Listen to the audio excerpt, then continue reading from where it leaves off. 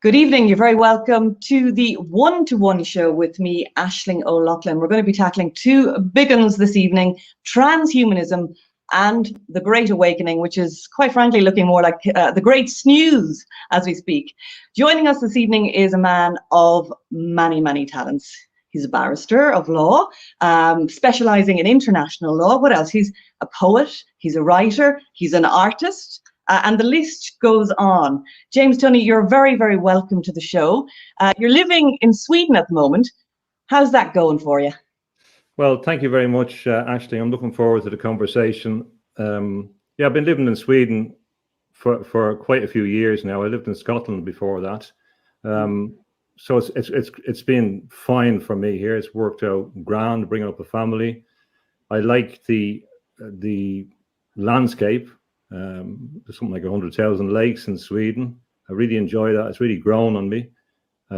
Swim a lot up in the lakes. So I should have been up at the lake swimming now for my second swim today, but I'm giving it over to you. So I hope you appreciate that. You're a brave man to be swimming in those lakes. It's been grand. We've considered living in different places around the world. My wife considered wanted to move to Ireland. I'm delighted that I didn't move to Ireland, I'm sad to say. Or Britain. For whatever reason, it's been quite well handled here, hitherto, in Sweden. It's been fairly normal. So when I compare it with other countries, I'm delighted that my instincts, for whatever reason, were to stay here. So who knows what will happen in the future? But hitherto, it's been grand. So it works out fine for me. I'm not interested in a lot of public affairs here. I concentrate on writing in an international context, in a more cosmopolitan context, and painting. So in many ways, I get on with my own stuff, and I'm not interested in public affairs here. I am interested in global affairs and patterns that happen around the world. Well, as I was saying to you earlier, like one of the really good things to come out of this chaos, essentially, is, we're getting to hear the great voices, the great thinkers, the people who've put in the hard yards, who have thought deeply, who have read the books, understand the references. And, you're one of those voices, and we're delighted to have you on the show. You've written many books. One of them was Ireland, I Don't Recognize Who She Is. And the two you've written this year, I'd love you to talk a bit about it. One is Empire of Scientism, which was published in April of this year. And the other is Tech Bondage, Slavery of the Human Spirit. So will you tell us a little bit about that one, Tech Bondage? I used to write kind of academic articles, all this stuff that people say is fantastic, internationally peer-reviewed 5-star journals and various other things where you go through a process in the academic world. So I wrote on diverse academic topics on indigenous rights, Aboriginal rights, international communications, technology law, intellectual property, EU law. In the last year before I left the academy, I was invited both by the Chinese Academy of Social Science and the High Court of Beijing and the European Academy or the Academy of European Law to talk on issues. So I was at a decent level in that context. So I decided we decided to move to Sweden. When I left academia, I looked after the kids, was a stay-at-home father, and I concentrated on painting. So I left all that behind. So I was painting, and I intended to write. I intended to write in creative stuff. It was painting first, and writing would come along. And through various instances, I became interested in mysticism, and I went on that path. And I found that the mystic stuff, I wrote a little book called The Mystical Accord about the mystical journey and how one evolves spiritually, as I could see it, and as I was inspired to do so. And in that as well, there was a sense of foreboding about technology. Now, I had lectured in subjects on communication technology. I'm not a techie. I'm not a geek. I'm not interested in the detail, as you probably gathered so far. But I'm very interested in the phenomenon of the forces and the implications. And that's sometimes the thing that people don't look at. They're so fascinated with the objects. They're in a kind of fetishistic way. So out of that, I had a sense of the foreboding, which I wrote a little book called Blue Lies September, which is it was a first attempt at a novel. and I just self-published that because there's nobody interested in publishing a novel like that, because it was about a situation where there was a catastrophe in London and there was lockdowns and curfews and extraordinary police powers and draconian legislation. Now, this was before the process. So I did have a sense of foreboding, both from a kind of spiritual sense or a perceptive sense or an artistic sense, and also from my analysis of what was happening, in various forces that I had seen from context that I'd been in. And that led me then to say, okay, well, I believe that we're entering now into an end game, which is associated with the arrival of a scientocracy, which has been predicted for a long time and has also been a policy. So I said, I didn't want to come into the public eye. I think it's in many senses it's a cesspool. The media has been a disgraceful propaganda machine in all countries. It's not just in Ireland or in France or in Sweden or the United States. It's everywhere because it's controlled in various mechanisms, but through the propaganda machine. But Chomsky and other people explain that. So I said, okay, well, let me explain. This is my best analysis of what's happening. And so my first pamphlet, I called it, was The Empire of Scientism. So what is happening, in my view, is that we are moving into a global empire. So this is what the globalists have been working towards. Now, it doesn't matter whether they're left or right. They're both the same in this context. There's no distinction. This is a falsehood. It's a false distinction. Mm-hmm. They're both materialist, physicalist agendas, and this empire is building on all the imperial systems that were there. The British Empire it didn't go away, but it's like energy. It transforms into a different form. It transmutes, we can say that.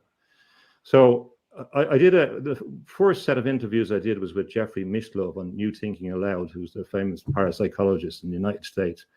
And he published, I did one interview on globalization. And we did it in January 2020. So I said in that, before this thing was happening, that what would happen is that we would have the force which would rise in globalism was scientism. Now, by scientism, I mean not science, but the abuse of science, the appearance of science, the use of scientific authority for other ends beyond the scope of its method. I said that scientism would take over. It would unite the left, the right, communism, corporatism, and that this was the future. It would supersede all other globalism. It was the agenda, and that the events which would be precursors to that would come from science itself. So lo and behold, if the hypothesis that was emerging through those books was true, it manifested in events for me in relation to the Wuhan lab and the origin of this virus. And in that book you mentioned Ireland.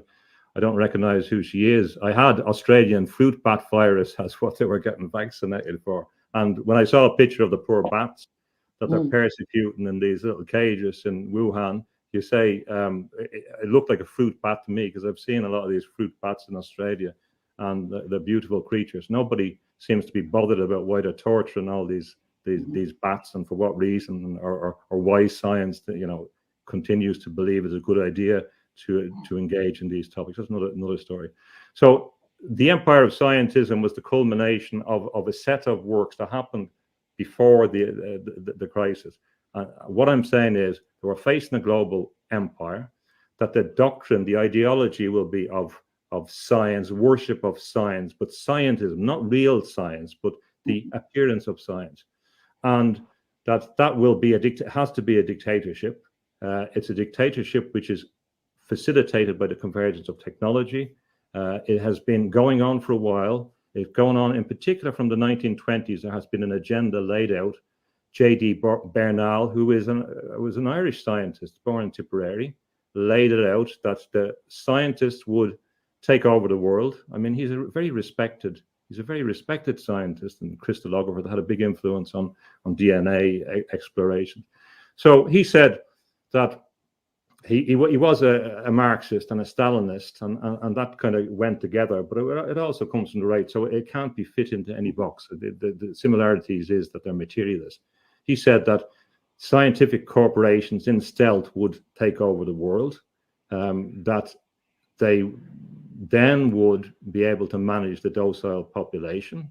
They would then begin to mechanize the human body, and people that didn't go along with this mechanization could live in a human zoo for the purposes of experiment. So I mean that's the way. Not great. I mean, it's not looking great for humanity. The trajectory we're on already, and a lot of people don't even know that they've taken a nanotechnology into their system with this mRNA nanotechnology, which is being called a vaccine. I mean, it's not looking good for humanity where we're at right now. I mean, you've written about dystopian future, but the dystopia seems to be happening. It seems to be happening before our very eyes, but people don't seem to want to face into it or to really look, behind the curtain and see what is going on behind the scientism. Yeah. Well, the funny thing is, I mean, people will probably then say, oh, well, I'm anti-science. This was a scientist that said that.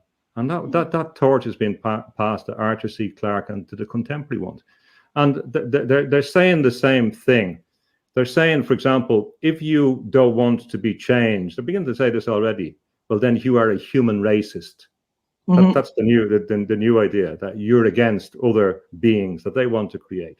And this is an old story. It's an old story going back to Dr. Faustus and Christopher Marlowe, based supposedly or debatedly on a magician in Germany. And magic is an important idea. I mean, people don't take magic seriously, but there's a lot of academic study about what magic is. It's not just Harry Potter.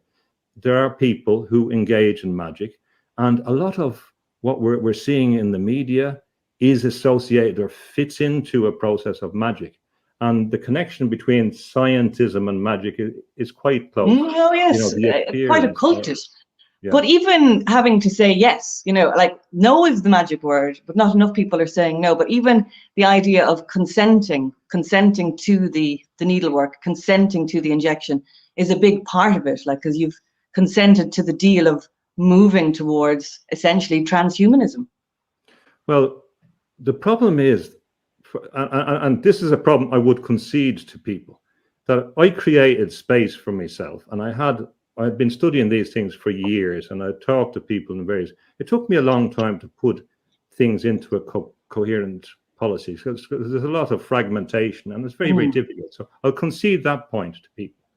So you may say, well, I don't really understand what's going on, and I'll bow to this authority.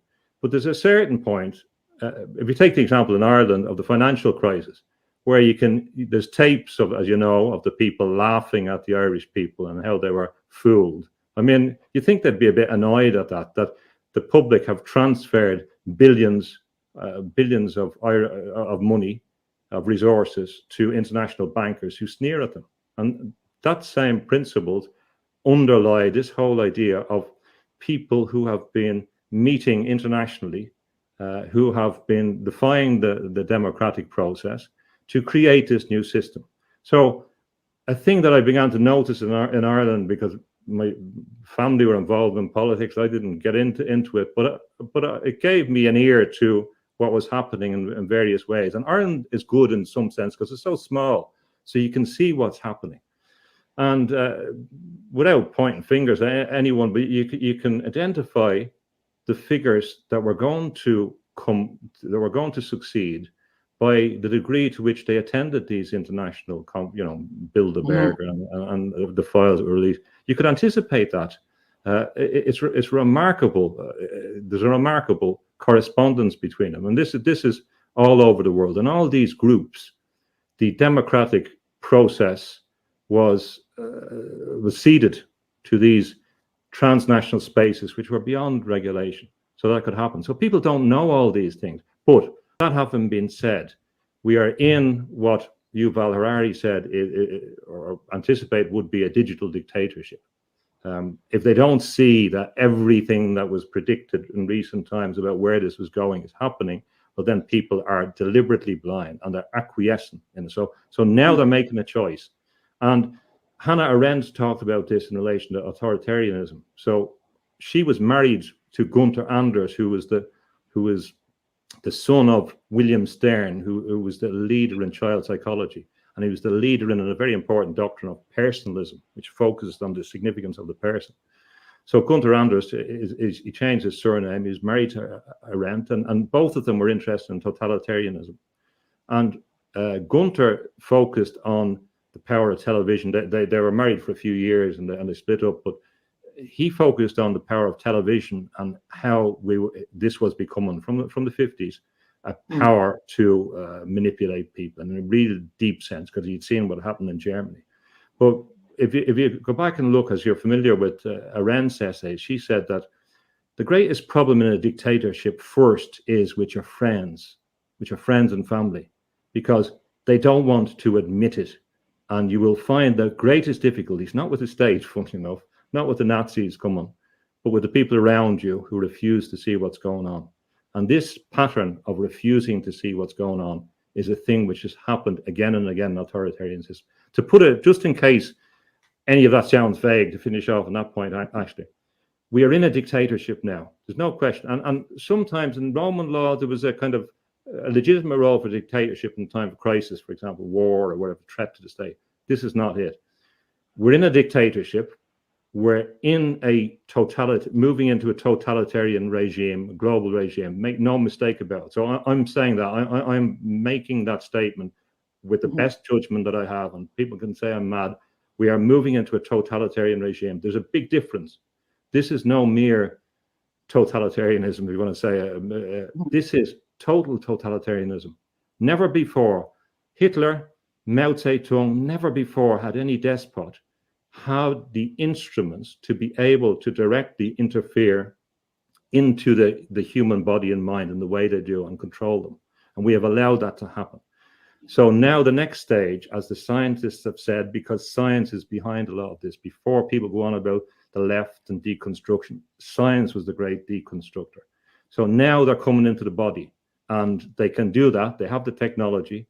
They believe that they're entitled to, because part of this mentality is, we understand the world, we're entitled to govern you.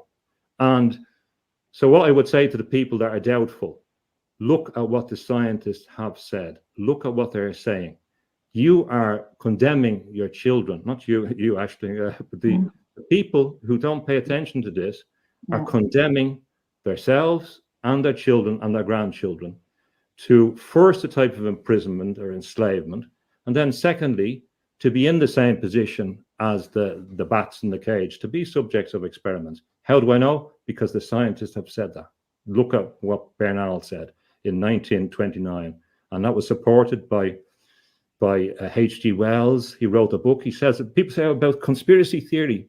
He wrote a book called The Open Conspiracy, which was based on the idea of global government by scientists, attack religion, attack the nation state, attack the family, and then you say, okay, science, us enlightened people will rule the world. He called it the open conspiracy. And then he wrote the New World Order, and people say, well, this is a conspiracy theory. Look, and now he started off studying scientists. Some of the other scientists didn't like him, but he was in the science milieu around the same time. So they have said it. So I'm listening to the scientists. The scientists have said they will create this totalitarianism.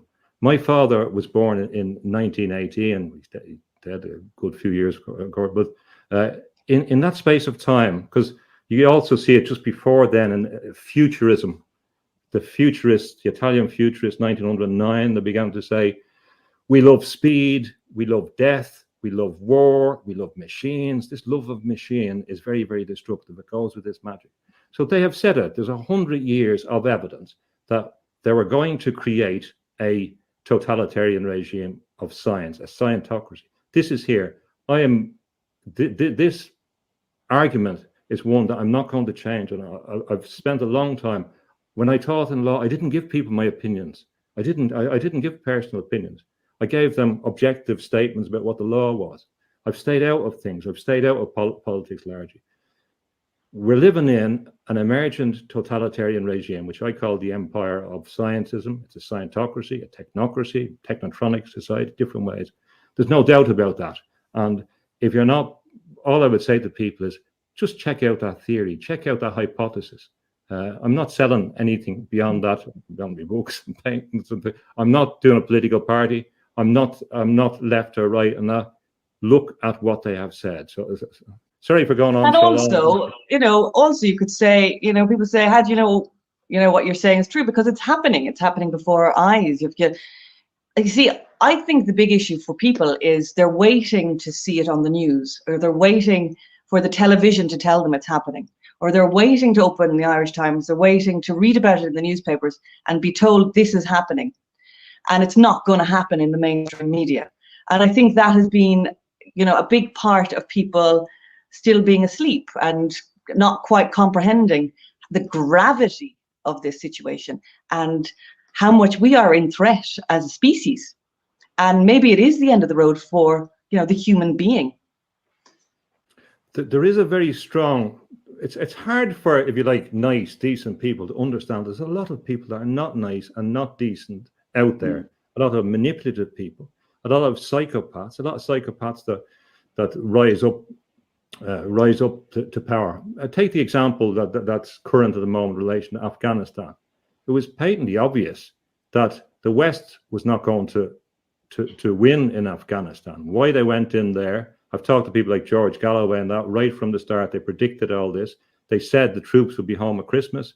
He said it will take 10 Christmases before, and he underestimated it.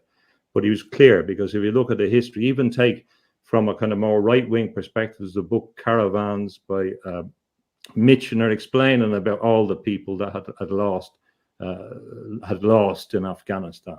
And as Galloway said, well, if Alexander the Great couldn't win in Afghanistan, Donald Trump was not going to. And I'm not saying anything about Trump in this case, because he was clear about he wanted withdrawal.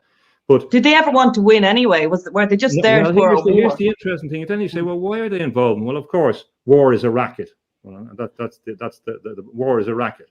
So all the people that went along with this, that were willing to have their loyalty manipulated to serve these big machines, they did so, with the people behind it knowing that it wasn't going to win. And interestingly, the war in Afghanistan was what destroyed the Soviet Union. So you would have to ask yourself whether this was a kind of car crash kamikaze thing, which seems to be part of the Western system. Because if you want to achieve globalism, one of the best ways to do it is to overextend. Empires, or particular empires, fall when you overextend them. But so it was all a lie. I was in New York, just around the corner from the UN today, when Colin Powell was telling lies about Iraq. Do people not remember that? Do people not remember that some of these same guys that are on the news? I was watching these guys, I didn't know who they were. They're still there on the networks saying the same. Tony Blair, when you hear Tony Blair coming and giving his tuppence worth, you think, how dare you? Like, how dare he have a space to be able to tell us what's going on now at this point after everything that he's done? It's really remarkable that anybody would listen to Tony Blair.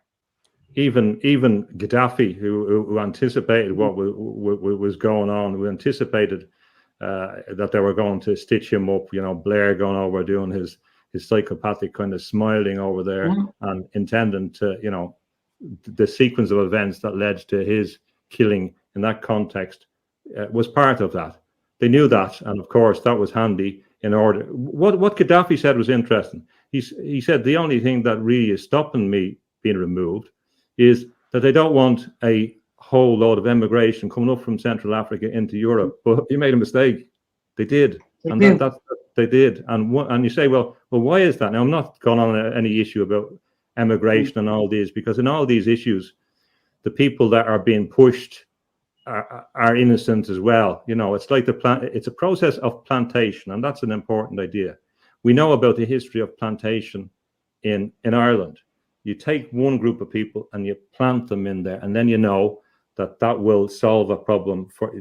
There'll be yin and yang for a few hundred years. And that plantation model in Ireland was taken to the United States on the plantation, the cotton plantation, different form, but they did a similar process. So the people that have the resources know, in the imperial structure, that they can, through plantation, they can stop homogeneity. Now, a very significant Irish player in this is Peter Sutherland, who's dead now.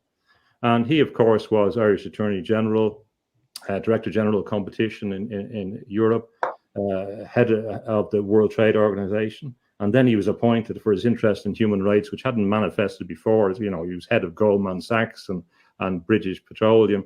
But then all of a sudden he's talking about migration. And he went to the House of Lords and said, you have too much homogeneity in the United Kingdom. I mean, it's unbelievable. So the sole purpose for his reasons as part of that apparatus was to stop homogeneity so that you wouldn't have any homogenous group that could oppose the will of the globalists who want the scientocracy. It's very, very clear. They've divide and conquer. Now, I want to steer you back to the Great Awakening because we could talk about so much with you. We could be here all day. The Great Awakening is big news for me. It is big news. We're kind of waiting for the Great Awakening. And even when you say there's a few, and when I say there's a few of us, it's like, am I even awake? I have to say, you know, I'm aware of certain things happening, but what am I awake to? It's like awakening is a good word, all right. Is anybody waking up or what? Or like, do you see an awakening happening? I mean, it's written in the books, you know, it is foreseen that we're supposed to wake up at some point. Do you see it happening? I'll have to say I don't see a lot of evidence of it. Now, so I don't want to be miserable about it. And people often say, "Oh no, there's no glimmer of light in this." That's not what I say. I would say the first thing is that people have to go on their own journey. It's an individual journey. They have to take a look at the evidence, take a look at the world. They have to inform themselves.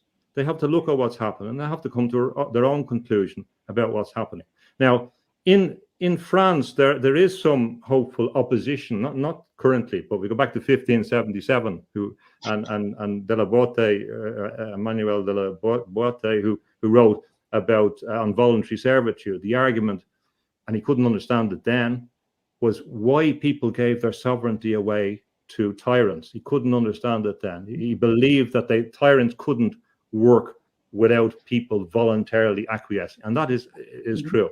And also in France, of course, you had the anti-technology movement that was led by Jacques Ellul and Bernard Charbonneau in the Aquitaine region. And they saw that early on, now Ellul was in the French resistance, and he came from a Christian background. He had been Marxist, but he went away from that. But he understood that technology and technique would oust the organic, the human, and it was inherently dictatorial. So he wrote, they were very, very influential. So there has been pockets around. In relation to the awakening, my argument is that they go together, as I've sought to indicate in relation to my life, that the realization that you have to deal with the world and you have to engage with the world is part and parcel of understanding your own spiritual needs. And this is another issue. Are people willing to accept that they're spiritual beings or something else? Because science is trying to dispirit us. They're being very, very successful. They're trying to take away the idea that you are a spiritual being. For me, my analysis is that, or consistent with the perennial philosophy, that we are consciousness of the highest order, consistent with whatever way you want to conceive divine consciousness, but the greatest awareness that we know of in the universe. We have that in us, and that's where everything comes from ultimately. That's behind everything else. It's behind our persona. It's behind our imagination, and in accessing that, in recognizing us as individuals, we can begin to explore the potential. But unless we accept that, well, then we're willing to be something else. We're willing to be slaves. We're willing to be imprisoned. We're willing to be subjects. We're willing to bow down and grovel to dictators or to be consumers. That was a big one. We just kind of went into the consumer mode as well, and also a pension. You know, it's like, you know, you have a career and then you have a pension and then you die. You know, it's got to be more than that. And even the other things, even you're a woman and I'm a man. This begins to categorize beyond the humanness of it. So we have to regain the idea that we are humans. And now this sounds strange that we're saying this, but there is the next bit, which is coming on very quick, is the assault on the idea of humanity. It's bad. It's a white male thing. Humanism. They're saying, and I've been reading a lot. I have another book coming out on transhumanism, but because we're in such a context that there's no time to leave it. But they're saying that humanity is a construction, and the implication of that is they can take it away. You're only a collection of attributes, and it's very, very dangerous, very, very insidious. And this is the next phase, and people will succumb to this gradual fragmentation. There'll be nothing to defend. There'll be no cavalry coming over the hill. There's no one to defend you. The institutions are breaking down because it was meant to break down the institutions. There isn't even any system of law that's going to protect you. I'll say this point before I finish on it. The institutions have failed. They seem to have failed miserably in Ireland. The legal profession really have manifested extreme cowardice, and I'll say that to a lot of them. Apart from Tracy O'Mahony, barrister, she's been amazing. I'm in support of people who are taken. So she's been amazing. But as a body, they have ceded. They have ceded the people's sovereignty and freedom, and it's been disgusting to hear them talking about how they could circumvent the right to trial by jury. They've been picking the Constitution apart deliberately, like scavengers, and maybe they don't. Maybe they think they're doing good, but they don't have enough. They don't have enough from their educational background. They don't have any excuse to escape from this. And whatever societal price that we'll pay, they will have spiritual. They will have to face themselves at some stage. We can't, in the near-death experience, as you know, when people have this near-death experience, they're forced to encounter their whole life again and how they have impacted on other people. So that won't be pleasant for a lot of people. You can't get away if you believe in some sense of a karmic universe. They will pay a big price. So to get to the short point is, it has to be an individual awakening. I don't see a lot. It has to start. But when it starts, that will become very, very powerful, because an individual who is spiritually aware, who begins to explore, who begins to understand, won't tolerate some of the stuff. It's the most incredible time ever. It's been an absolute pleasure talking to you. The bell there told that our time is up. We could talk about so many subjects, but it's been wonderful to have you on the show and to get your perspective on things, because you know, you actually have read the books. We get so many people with their libraries in the background, but we know you've read the books and you've actually retained the information and processed it and come up with your own conclusions. So it's been an absolute pleasure. We wish you the very best luck over in Sweden. And I know now there'll be renewed interest in your paintings and your books and just your individual way of expressing yourselves on this earth. So thank you so much, James, for joining us. Thank you very much, Aisling. It's been an absolute pleasure to talk to you, and thank you for your good work. And I know you have great things to do in the future, and it's very, very important for people to begin to explore the connections, to learn off each other. You have a lot of experience in the media. You have a lot of experience in how these things work. Thank you for giving me a hearing in this context. And I'm sorry if I rabbited on too long or didn't address your questions or went around. You're fascinating, a fascinating person. I also want to thank Stephen Kerr, our producer. Thank you so much for putting this all together. We'll be back with a brand new guest next week. Thank you so much for your time. Take care.